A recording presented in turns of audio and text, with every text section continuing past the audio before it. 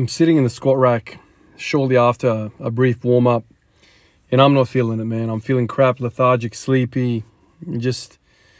I often feel awful the day after the night shift. And that's the day for me today. So just feeling kind of not right, crappy sleep last night, trying to get the clock back into normal swing of things. So I'm sitting there in the squat rack feeling shit. And I'm thinking to myself, man, this is not going to be a good session, and I'm frustrated. There goes another day off, of work. There goes another session that should have been good down in the books as bad. And so I'm kind of sitting there half feeling sorry for myself, half feeling frustrated, angry, all that stuff. And then I think about the fella that I met the other day at triage. So it's busy. This fella is waiting in line to see me at triage. Finally gets to see me, hands me a letter. How you going, mate? Yeah, no bad. Start reading the letter, and the GP basically says new diagnosis of lung CA or lung cancer.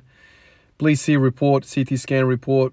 And I look down and I see the summary of the CT report basically saying it's lung cancer and potentially it's a secondary cancer. So it's not even the primary type of cancer. So there's another cancer somewhere else that's metastasized into the lungs. And so what that means is that this fella has stage 4 cancer. I don't know what it is, but it's not good.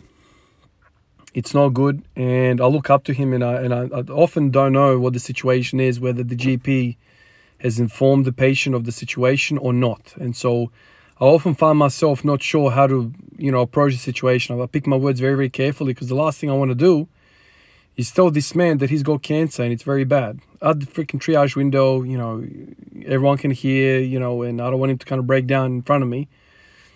So I look at him and I'm like, how you going, sir? And he's like, yeah, not bad, not bad. Not giving any indication of whether he understands what's going on. And so I put that little finger probe, SATS probe, to see how he's breathing. Oftentimes when people get diagnosed with this stuff, they don't feel too bad. It's kind of like the calm before the storm.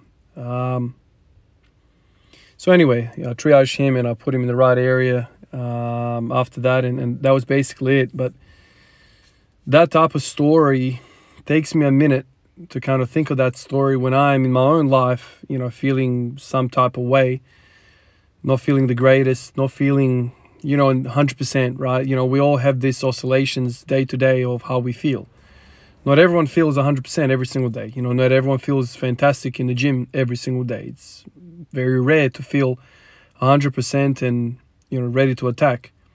And so oftentimes biology doesn't care, if today is supposed to be the day or not.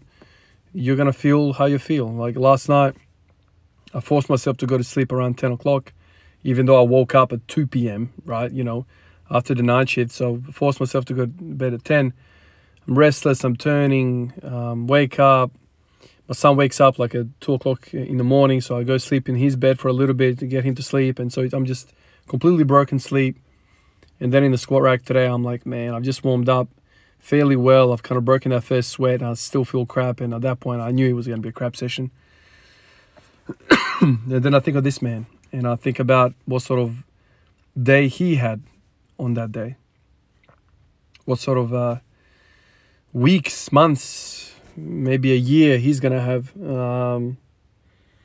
So I think it's often very important to zoom out on days where you are not feeling 100% and just understand where you are, where your footprint is in the grand scheme of things.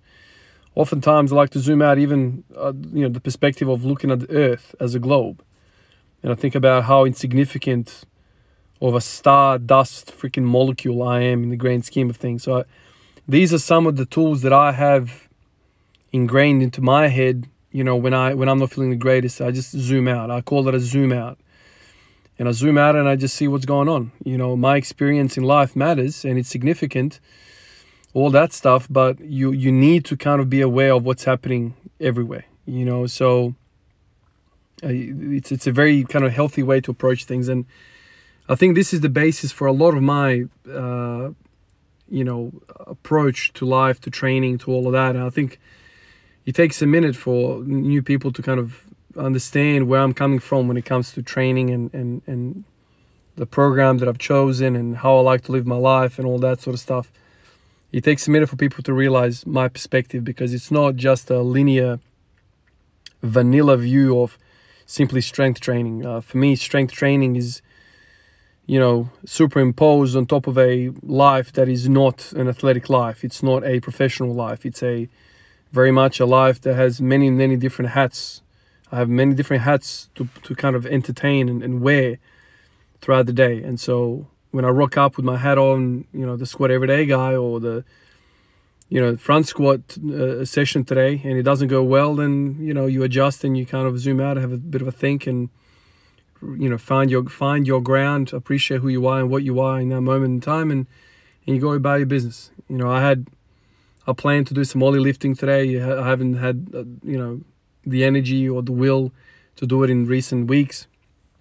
You know, I've been kind of doing other things, but, you know, today's not going to happen. Simply just not feeling the greatest for whatever reason, lack of sleep, lack of whatever, clock is pissed off, everything's pissed off. But I like to, I thought I'd share how I approached a lot of these things, because I think a lot of us, you know, are quite comfortable in what we want to do physically in the gym or life or whatever. But I think it's always beneficial to hear somebody else's method of approaching the mental aspect to life, the mental struggle, how you kind of work through problems. And because, you know, I don't think there's anybody out there that doesn't have any troubles in their life. You know, everyone is dealing with something, you know. This is my method of how I deal with things. I tap into some of these stories and experiences that I have clinically. You know, think of people who are, you know, doing it tough, who have a proper freaking battle, not a big squat or a set of 50 or whatever else you got going on, deficit deadlifts of 2-inch blocks. I'm talking about real freaking marathon of a war.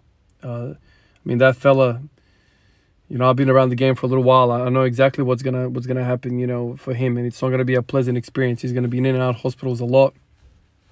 You know, knock on wood, he's gonna be all right. But a lot of these people, you know, at 50 is young, man. 50 is young.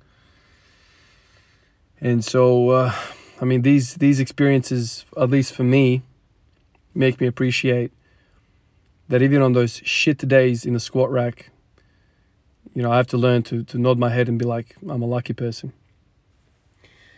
Appreciate all of you guys on Patreon. Special thanks to the fellas on the screen here.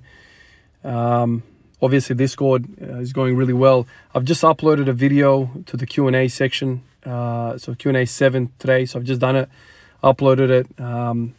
There's a window there for Q&A questions. So, you know, pop your questions there. If something comes up throughout the week or whatever, you know, I'll try and hit them up and clarify some of these things. But